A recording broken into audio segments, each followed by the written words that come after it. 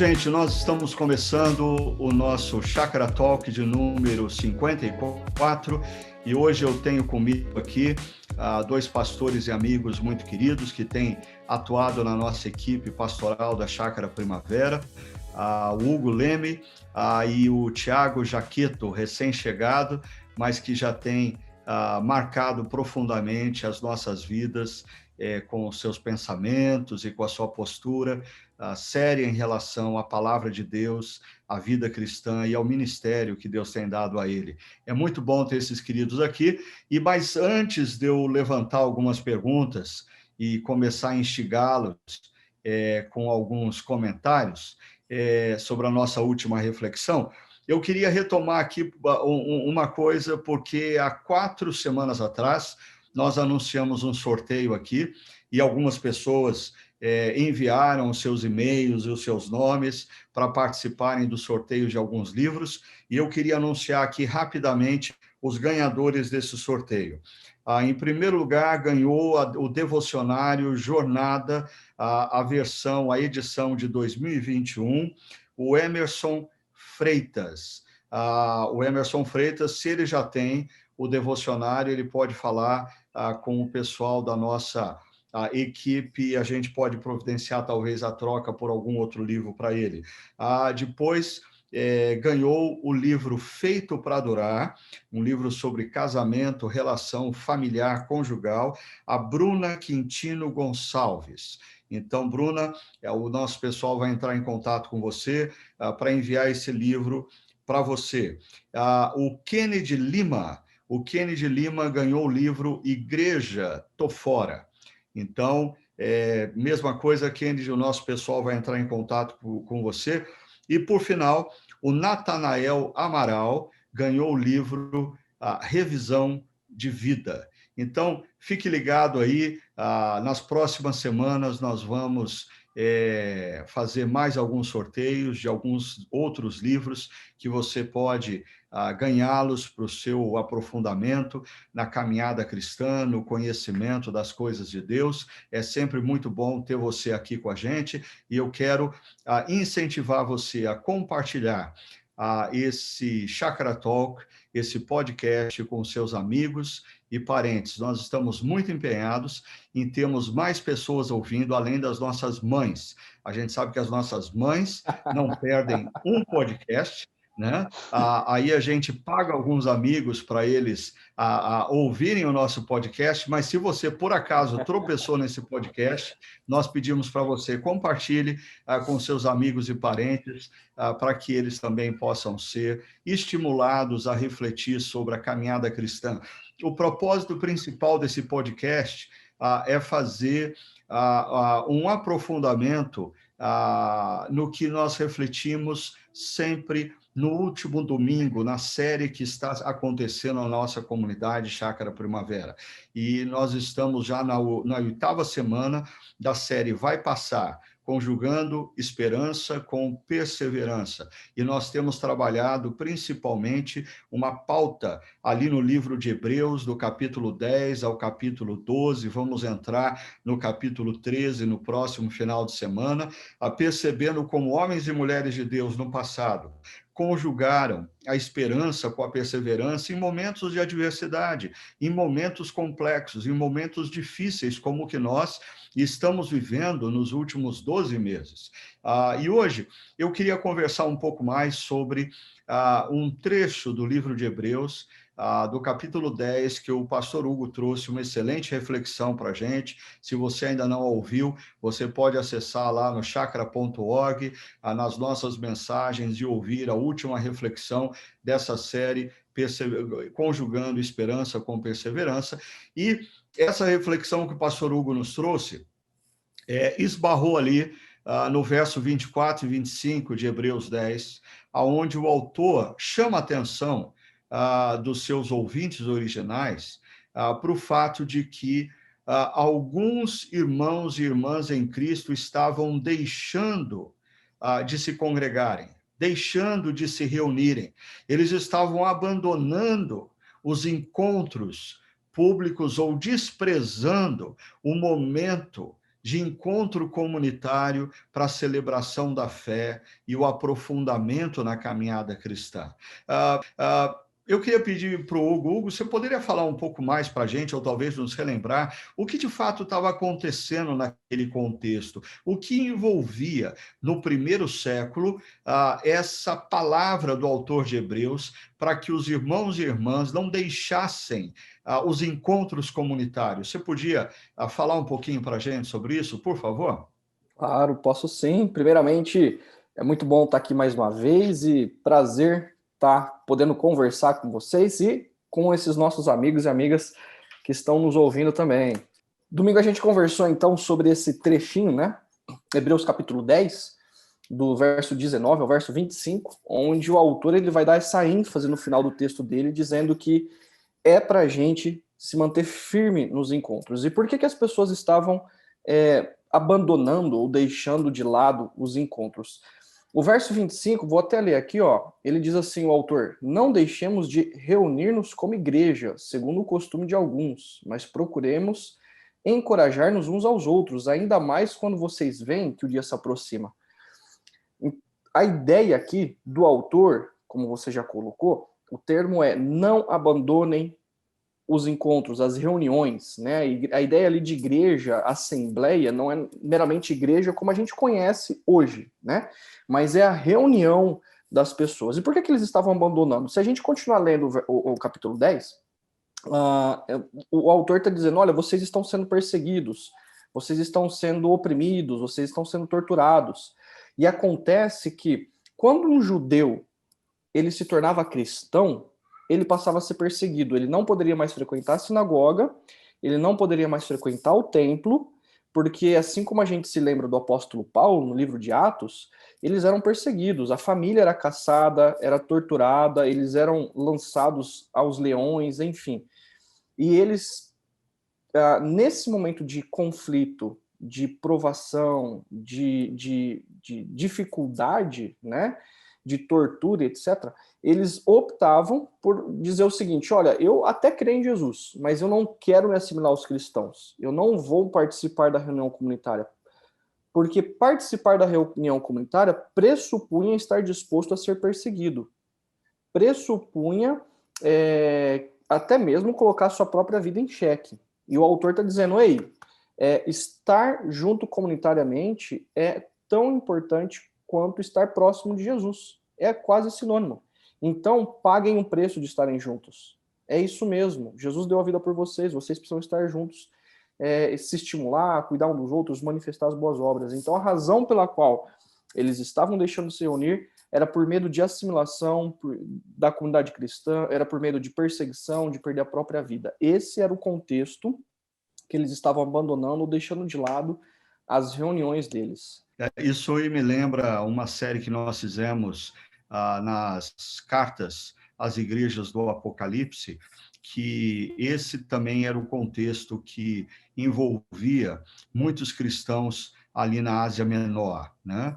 Eles eram perseguidos e, por exemplo, os pescadores tinham um deus a quem eles prestavam culto antes de saírem à pesca, quando a pessoa se tornava discípulo de Jesus e se negava a prestar culto àquele Deus, os demais pescadores não permitiam que ele navegasse. E ele gradativamente começava a empobrecer, porque ele não podia exercer a sua profissão, porque ele não se curvava diante do Deus que os demais pescadores adoravam, e isso começava a afetar a vida dele drasticamente, né? Ou seja, pelo que você coloca aí, Hugo, uma igreja perseguida e o medo de ser identificado como cristão, naquele contexto, fazia com que alguns deixassem as reuniões, né? Agora, passando a bola aí para o Tiago, a gente está vivendo um contexto um pouco diferente do que do primeiro século. A pandemia nos forçou a não nos reunirmos, né? E aí algumas igrejas tomaram isso como um desafio à fé. E alguns pastores e líderes chegam até a dizer que não se reunir nesse contexto é falta de fé. Tiago, como que você vê as diferenças entre o que estava acontecendo no primeiro século, que foi exposto pelo pastor Hugo, aí o que está acontecendo hoje em dia, nessa dificuldade de nos reunirmos, e talvez até mesmo aqueles que podem se reunir virtualmente não fazem. Fala um pouco sobre a sua visão desse contexto que a gente está vivendo, por favor. Legal, bom, em primeiro lugar, também é um prazer estar com vocês nesse Chakra Talk. E eu começo dizendo que eu gostei muito de uma ilustração que o Hugo apresentou sobre as catacumbas romanas, de como os cristãos, lá no primeiro século, impedidos de se reunirem, eles se reuniam nas catacumbas. E eu penso, então, que, em primeiro lugar, nossas casas hoje são essas catacumbas, que nós nos reunimos em famílias, em grupos menores, bem menores, mas nos reunimos. A diferença é que hoje nós temos a bênção da internet, da comunicação, da televisão, do celular. Mas a essência é a mesma, ou seja, impedidos de estarmos juntos comunitariamente, no corpo todo de uma comunidade local, nos reunimos em pequenos grupos. Eles, lá no primeiro século, nas catacumbas romanas, por causa da segurança, e hoje nós, em nossas casas, também por causa da segurança. Então, há uma relação direta, e eu gostei bastante dessa ilustração que o Hugo fez no domingo. Mas eu avanço um pouco mais, Ricardo, aí, surfando um pouco nessa onda que você promoveu de uma perseguição e de pessoas se posicionando de maneira contrária, porque eu penso que esse momento também tem sido um momento que tem gerado ruptura na comunidade e tem mostrado aqueles que realmente desejam permanecer na comunidade, mesmo distantes uns dos outros, e aqueles que cedem. Por exemplo, usando essa história dos pescadores lá no primeiro século, que tinham seu deus, né, ou seus deuses na guilda deles, né, no sindicato deles, eu vejo isso acontecendo hoje através de pressões políticas. Então, a gente tem pelo menos duas vertentes no nosso país e pessoas parece que estão se dobrando aos deuses dessas vertentes e abrindo mão da comunhão cristã, de estarmos reunidos espiritualmente, embora não presencialmente.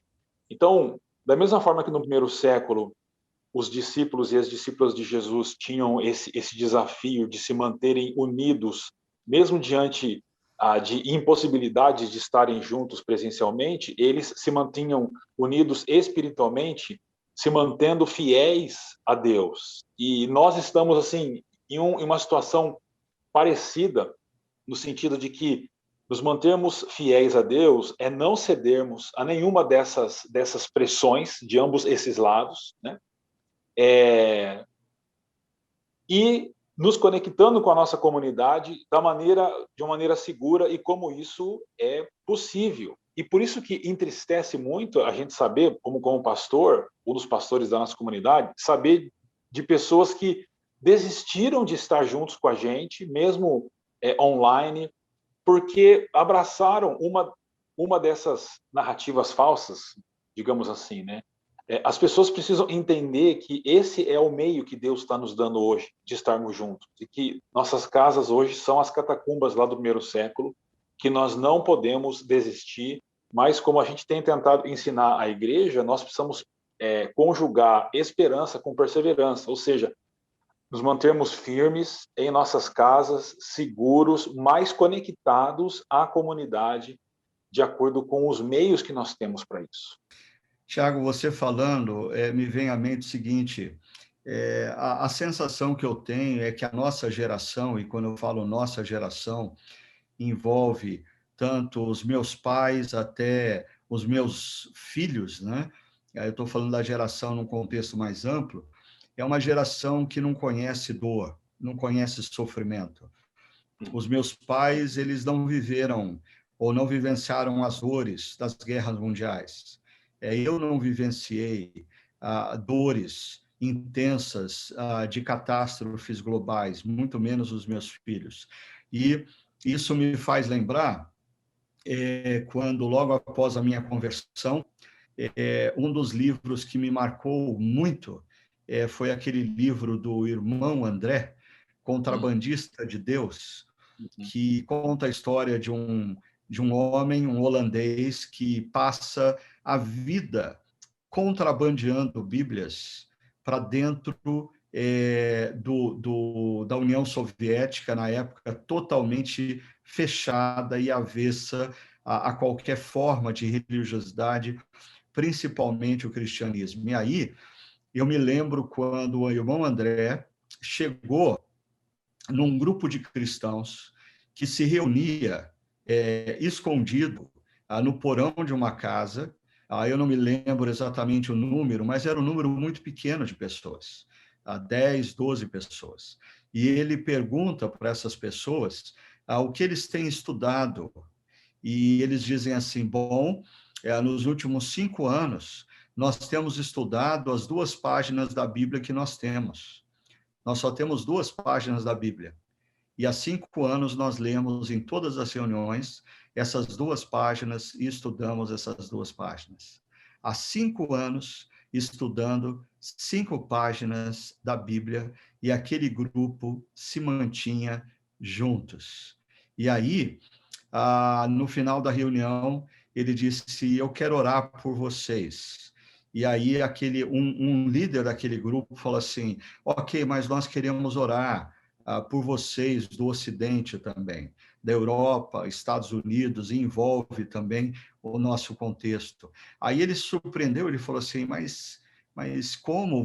Eu tenho que orar por vocês, vocês estão sofrendo, por que vocês orariam por nós? E aquele líder falou assim, não, vocês precisam de oração, porque nós conhecemos de maneira muito clara e visível o nosso inimigo, mas vocês não têm noção de qual é o inimigo da fé de vocês.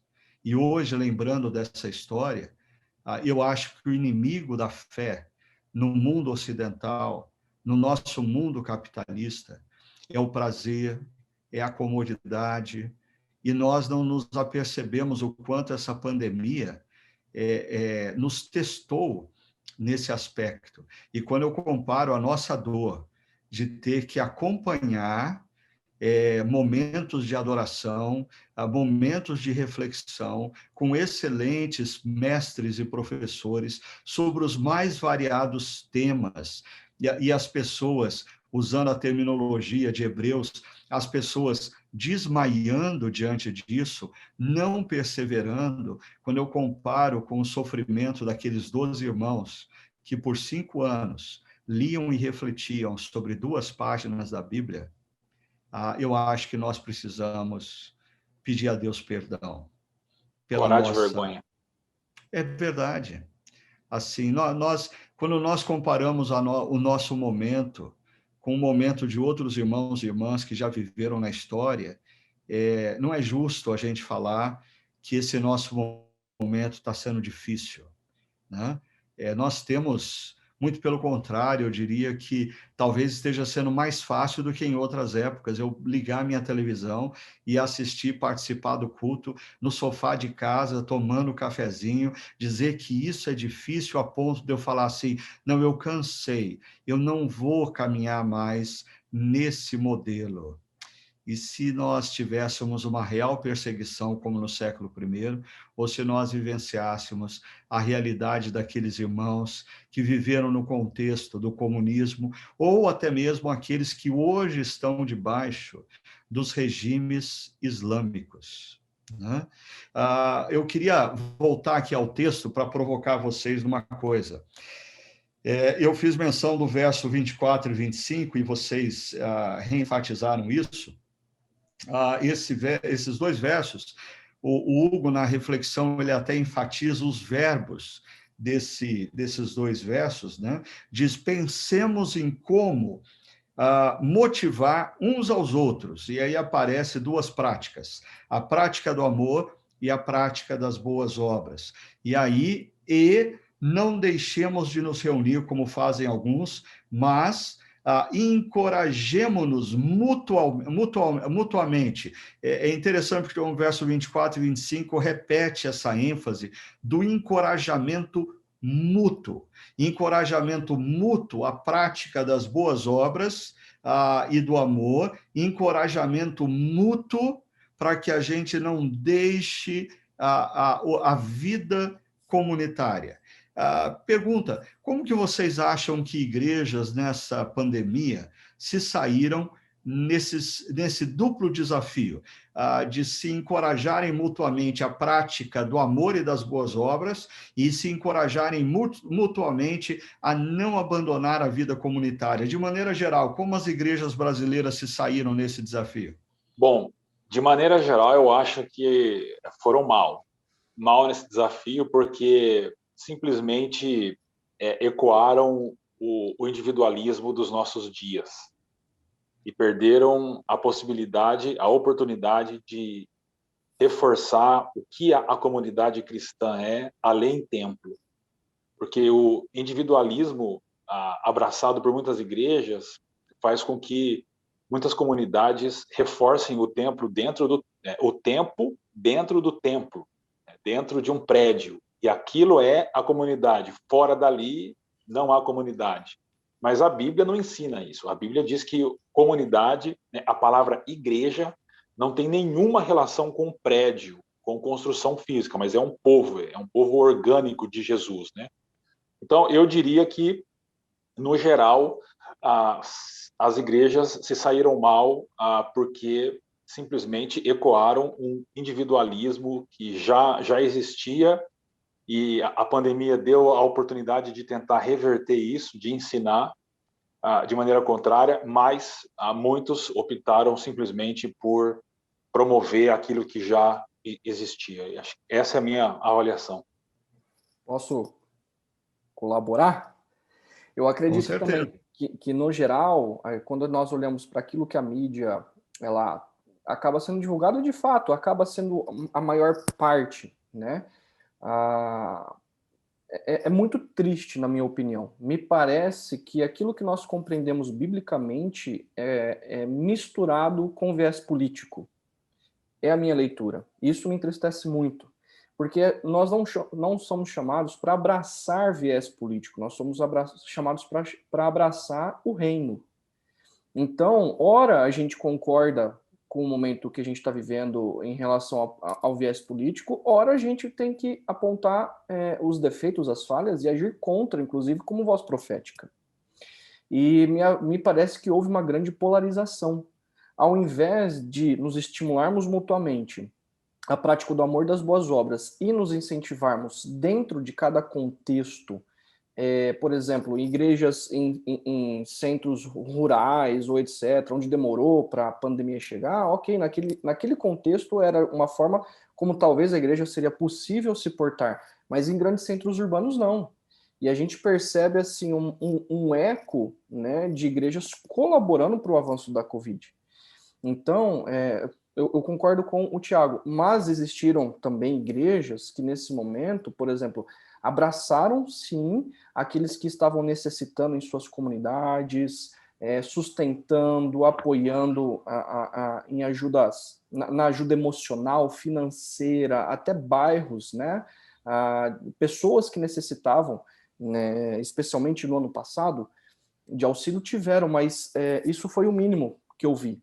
Então, respondendo a sua pergunta, no geral, aquilo que a população viu é dizendo, ei, as igrejas só se preocuparam com elas mesmas, só se preocuparam com o encontro dentro do prédio, né? Elas não deram atenção pro lamento do povo, o que o povo na sociedade estava clamando naquele momento. Então, eu acredito que levantar essas duas coisas e também ver como há um peso muito maior, como o Tiago já colocou, na reunião dentro de um prédio, bem como uma mistura com viés político, isso é muito triste. Hoje pela manhã mesmo, enquanto eu dava uma corridinha aqui, eu estava ouvindo um podcast de um pastor norte-americano sendo entrevistado, e ele dizia que durante essa pandemia ele recebeu inúmeros e-mails e mensagens com um conteúdo polarizado. Alguns diziam assim: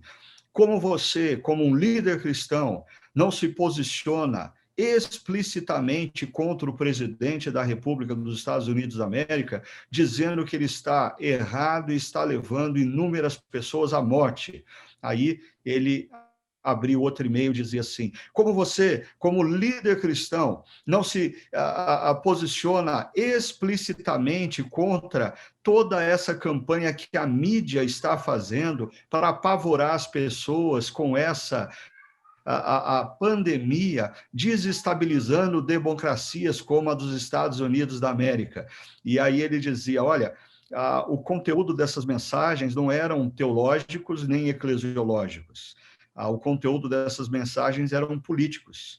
Então, inúmeras pessoas nos Estados Unidos e no Brasil se desvincularam de suas igrejas, infelizmente, não por questões teológicas, nem muito menos por questões eclesiológicas. Se desconectaram das suas igrejas por uma questão, por um viés político, ou seja, eu diria que seria como no primeiro século, os cristãos abandonando as suas comunidades da fé por acreditarem não mais no Senhor Jesus, mas voltarem a acreditar que César é o Senhor. Então, politicamente, alguns cristãos voltaram a acreditar que o Senhor é César, o Senhor não é Jesus, seja nos Estados Unidos, seja em outros países espalhados pelo mundo. Agora, vocês falaram sobre essa questão do templo, né? E o Hugo, na última reflexão, ele aponta para o fato de que nós temos hoje essa polarização em torno do templo. E aí surgem os desigrejados, aqueles que não estão mais conectados a uma comunidade local, isso não diz respeito ao templo, mas aqueles que são super igrejados e que confundem a igreja com um prédio físico, com o templo.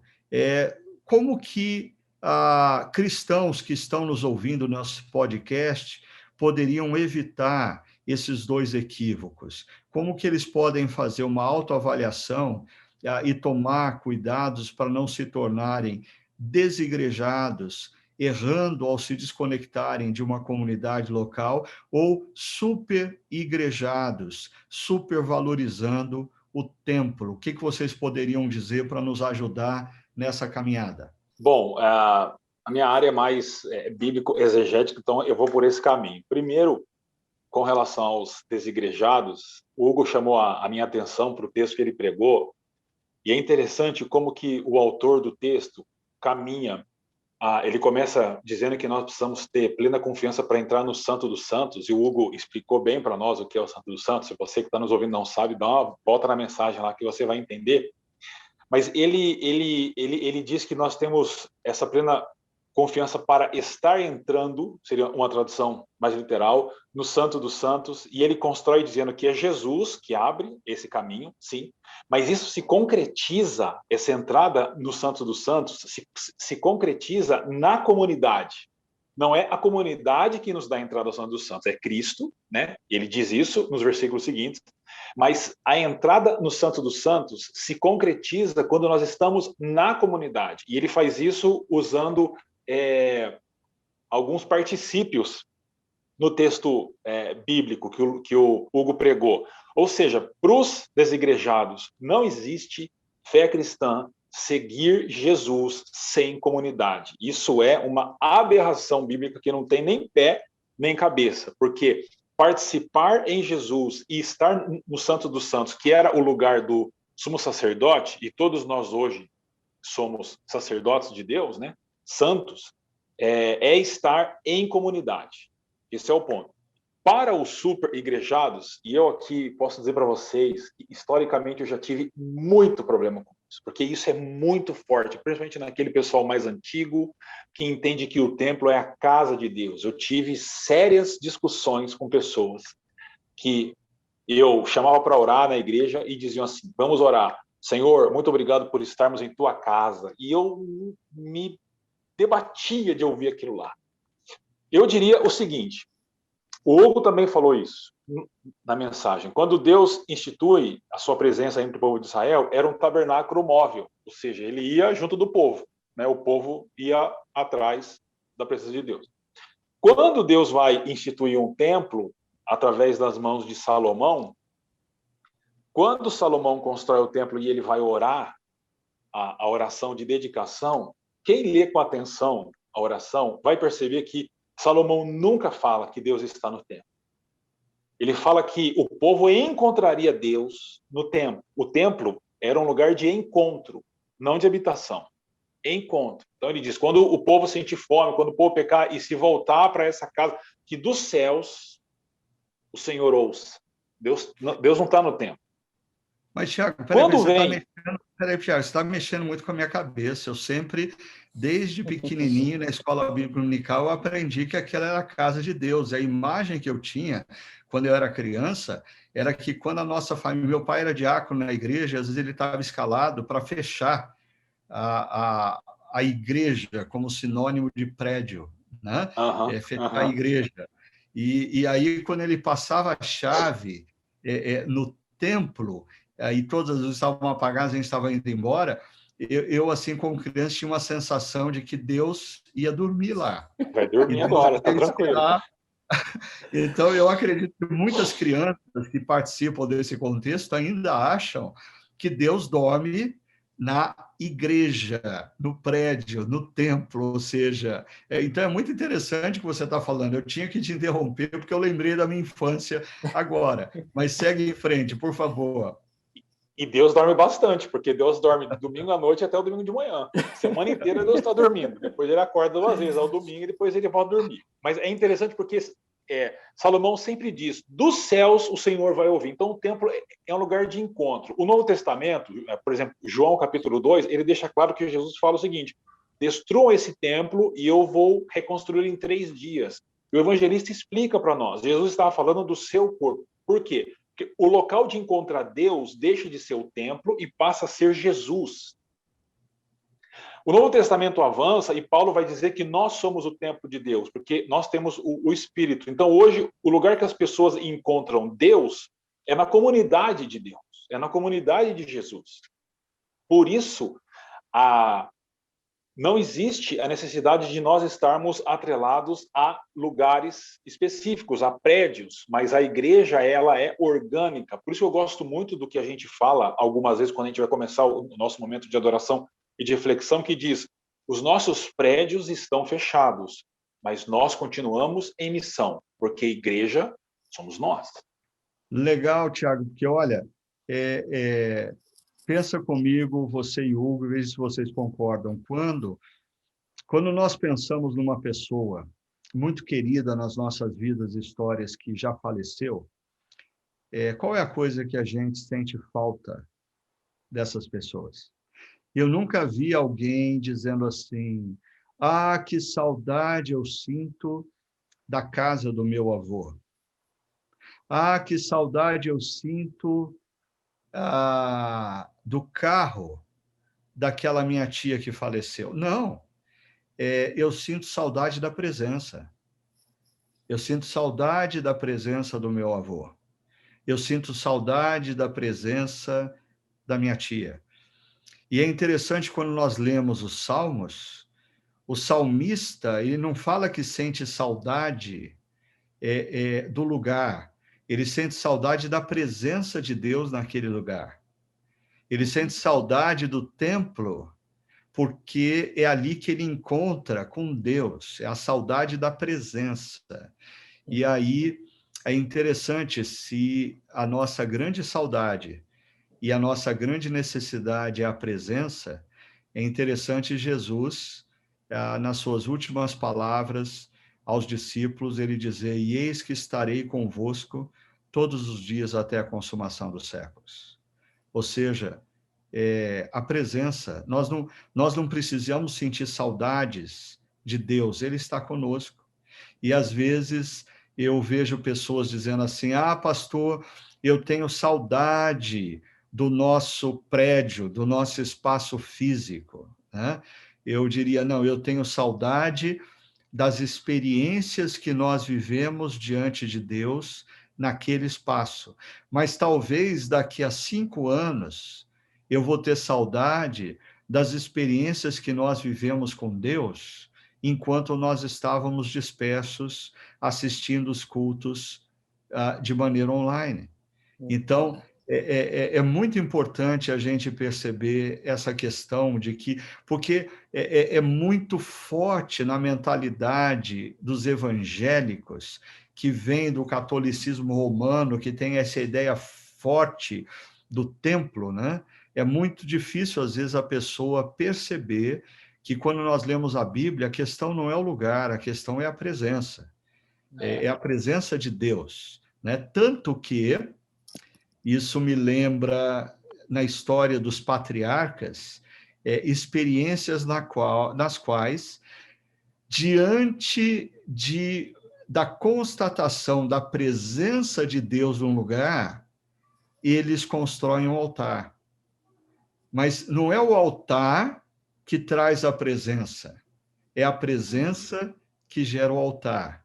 Então, eu não posso ir no prédio da minha igreja no próximo domingo, mas eu posso estar na minha sala de estar com a minha esposa e com os meus filhos, participando de um momento de adoração, e a presença de Deus é tão marcante que a minha sala de estar se torna um altar.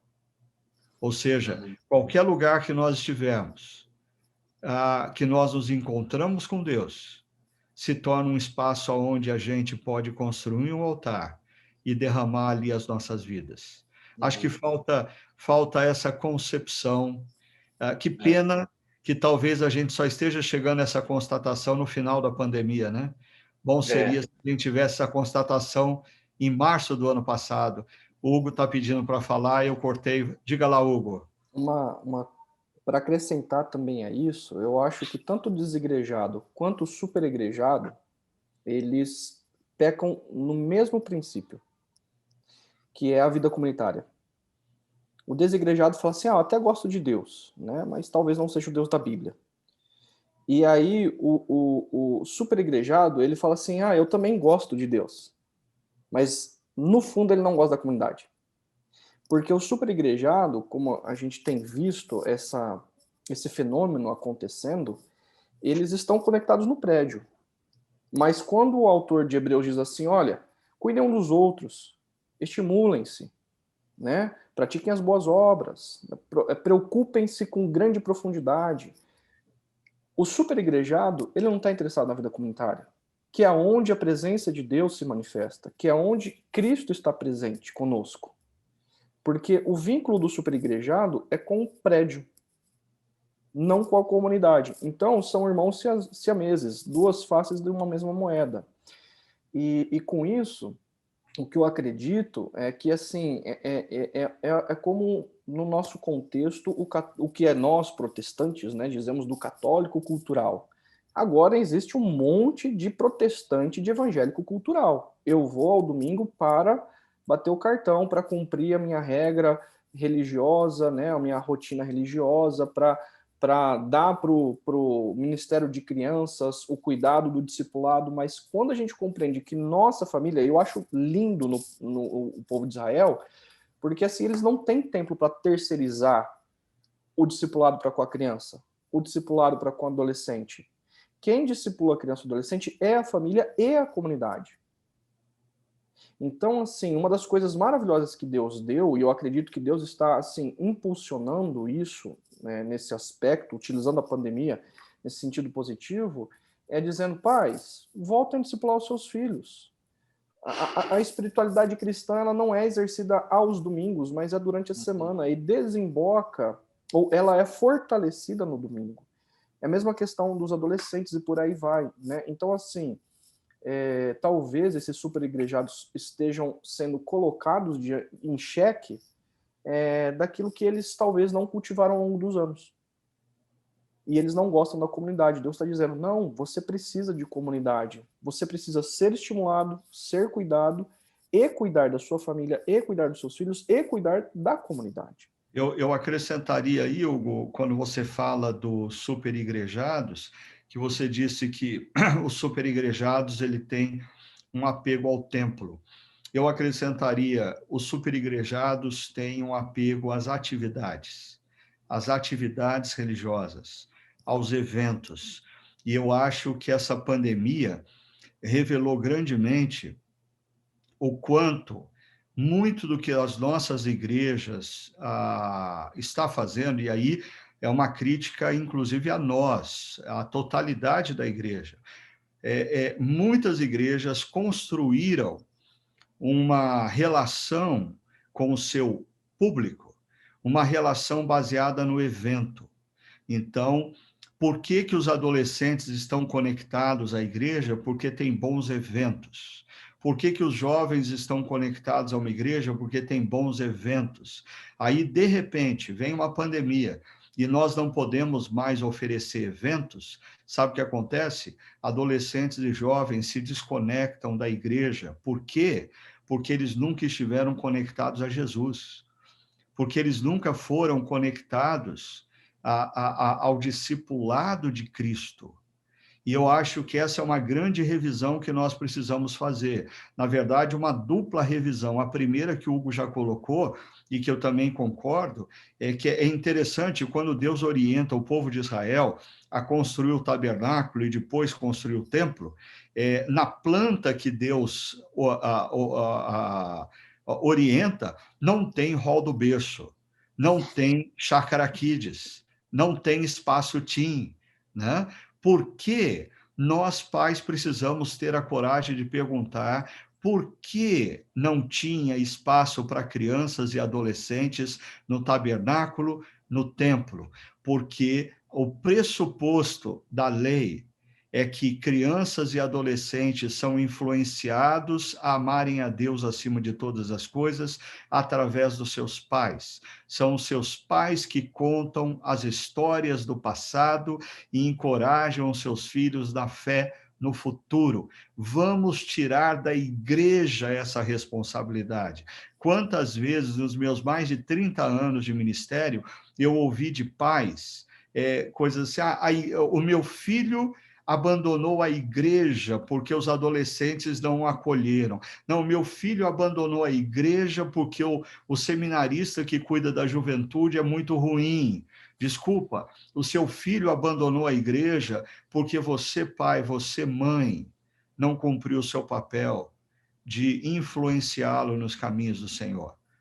Vamos tirar da igreja essa responsabilidade, mas eu falei de um duplo desafio, né? O primeiro desafio é esse para com a criança e para com o adolescente. O segundo desafio é nós repensarmos essa igreja dependente de eventos, né? Nós precisamos ter uma igreja que ela é firmada num compromisso e consciência do discipulado de Cristo. Ou seja, eu sou parte da igreja porque eu sou discípulo de Cristo, não por causa dos eventos dessa igreja. E mesmo que essa igreja não possa realizar eventos por um ano, eu continuo discípulo de Cristo e conectado a essa igreja por uma questão de consciência, não por uma questão de prazer que os eventos me geram.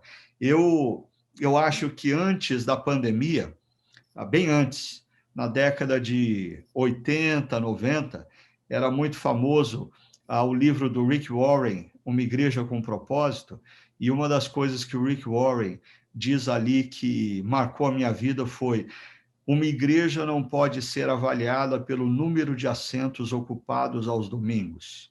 Uma igreja tem que ser avaliada pelo número de discípulos comprometidos com a missão de Cristo de segunda a sábado, ok? Isso foi antes da pandemia, onde nós comparávamos as nossas igrejas com assentos ocupados de domingo.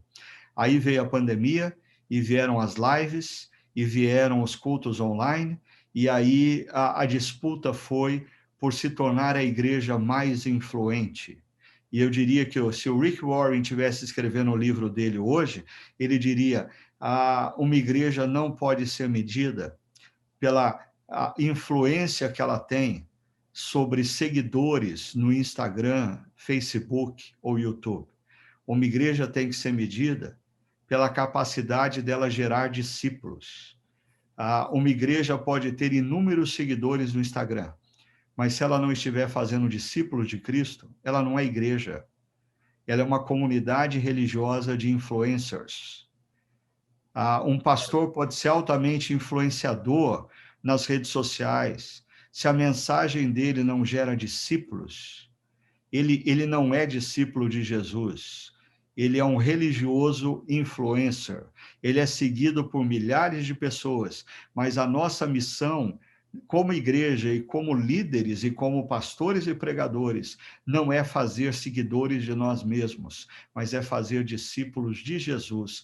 E eu acho que todo o contexto que nós vivenciamos nesses últimos 12 meses nos afronta e nos confronta a repensarmos isso. O que você acha, Tiago? Acrescenta aí. Eu só diria o seguinte, a fé cristã, a igreja tem desidratado de maneira bem acentuada, principalmente na Europa e na América. Eu fico pensando qual é a relação dessa mentalidade super igrejada com esses problemas que o cristianismo enfrenta hoje. E a minha tese seria de que há uma relação direta entre essa mentalidade templo centrada ou super igrejada, que foi a que o Hugo usou na mensagem, com os problemas e o decréscimo da fé cristã e das igrejas nesses dias. E é interessante que você está falando, porque o Tim Keller escreveu um livreto agora, falando como que nós alcançamos o Ocidente de novo. Que o cristianismo um dia alcançou o Ocidente. E ele traz alguns passos para isso, na percepção dele. E um dos que mais me chamou a atenção foi que os cristãos precisam aprender ou reaprender a viverem missionalmente, ou seja, a viverem suas vidas, trabalharem, estudarem, se relacionarem como seguidores e seguidoras de Jesus. Só que para isso você tem que entender que a sua fé não está atrelada ao templo, né? Mas você é o templo, você é o altar de Deus. Por isso é urgente nós retomarmos essa mentalidade. E aí eu entendo que é muito triste de ouvir tudo isso, né? De que as pessoas estão se desengajando. Mas, por outro lado, é uma oportunidade muito boa que nós temos para repensar pessoal, familiar e comunitariamente. Porque Israel confundiu o templo. Ao invés de entender que era só um lugar de encontro, ele começou a tratar o templo realmente como a casa de Deus, e aquilo ganhou pompas religiosas. E o que Deus fez? Permitiu com que Nabucodonosor destruísse o templo. E aí eles foram cativos, né? E, por exemplo, o texto de Ezequiel é esquisito, começa com uma visão estranha, mas o que o profeta está dizendo é o seguinte: o templo está destruído, mas eu estou com vocês aqui. E eu acho que a gente precisa ouvir isso de Deus para retomar e voltar a sermos aquela fé vibrante do dia a dia, missional, de discípulos e discípulas que se reúnem, sim, quando possível, né, aos domingos, mas aquilo é só um momento, mas a nossa fé é vivida dia a dia em todos os lugares em que nós estamos. Então, a nossa versão, o nosso slogan, versão Ezequiel, seria: os nossos prédios estão fechados, mas Deus continua presente conosco, onde quer que a gente esteja engajado na missão. Certo? Sem dúvida, sem dúvida. Eu acho que é muito interessante, Tiago, essa visão que você traz, de que Deus envia Nabucodonosor para destruir o templo, porque o templo havia se tornado uma verdadeira idolatria para o povo. Ou seja, quase que o povo confundia a pessoa de Deus com o templo. Exatamente. Templo, né? E talvez a gente tenha que repensar toda a nossa caminhada de fé, porque às vezes a gente confunde Deus com 3 grandes paradigmas da vida religiosa: o templo, o dia e o sacerdote. Né? É o templo, o dia e o sacerdote. O templo, o local, o dia, o domingo sagrado, não importa o que eu faço de segunda a sábado, mas de domingo eu vou à casa do Senhor, o templo, e o sacerdote. O sacerdote é aquele que a gente espera que nunca falhe, aquele que está acima de tudo e de todos, aquele assim que o púlpito é mais alto porque ele está num degrau mais elevado da espiritualidade, né?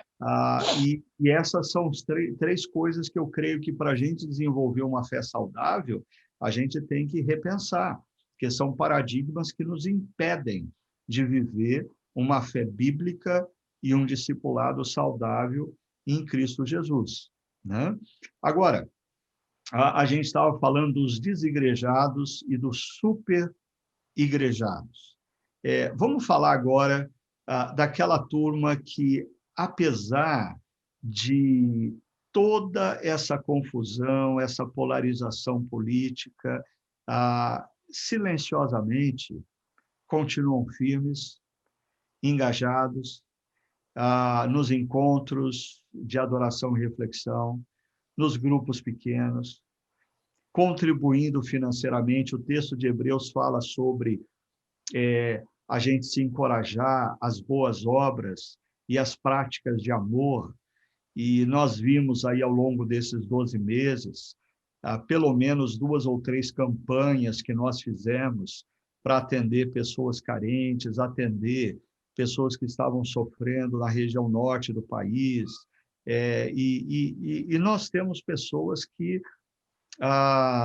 silenciosamente estão conjugando esperança com perseverança e estão encorajando uns aos outros a prática do amor e das boas obras e não estão abrindo mão da possibilidade de estarem comunitariamente exercitando a comunidade, mesmo que online. Vocês têm percebido e notado essas pessoas queridas por aí? Eu tenho, e eu quero dizer que não são poucas. Talvez o pessoal, como você disse, né, de maneira assim, humilde, silenciosamente estão conjugando isso, né? Talvez os superigrejados aí, de maneira macro, fazem mais barulho, mas eu digo que há muitas pessoas da nossa comunidade estão, sim, conjugando esperança com perseverança de maneira silenciosa. E a gente tem que exaltar isso, sim. Porque, olha, é a maioria, eu acredito. E com isso, eu vou dar um exemplo. Existe uma pessoa da nossa comunidade, líder de determinado ministério, e essa pessoa ela faz questão de, tempos em tempos, entrar em contato com cada pessoa do ministério dela para saber como é que tá.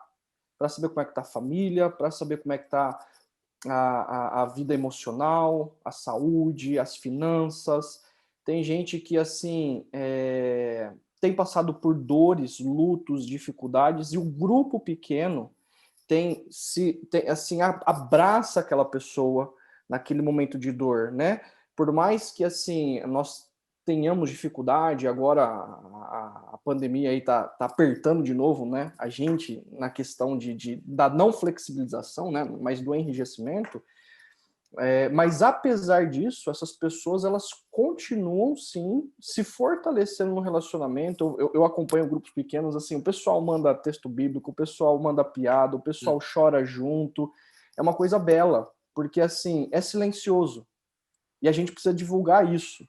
E tem muita gente que está firme, conjugando esperança com perseverança nas boas obras, no incentivo mútuo, no cuidado mútuo. Às vezes a gente chega até, pelo menos eu, né? Chego até assim, determinada pessoa, a pessoa fala assim: não, o grupo tá cuidando de mim, tá muito bom.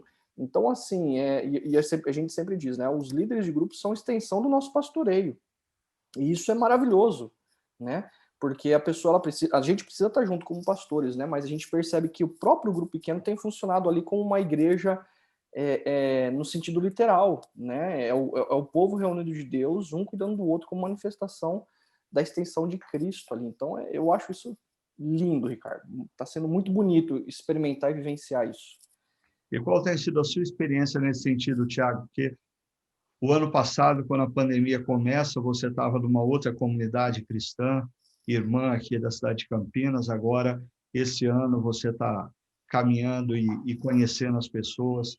no contexto da Chácara Primavera, qual tem sido a sua experiência em identificar pessoas que silenciosamente estão conjugando esperança com perseverança?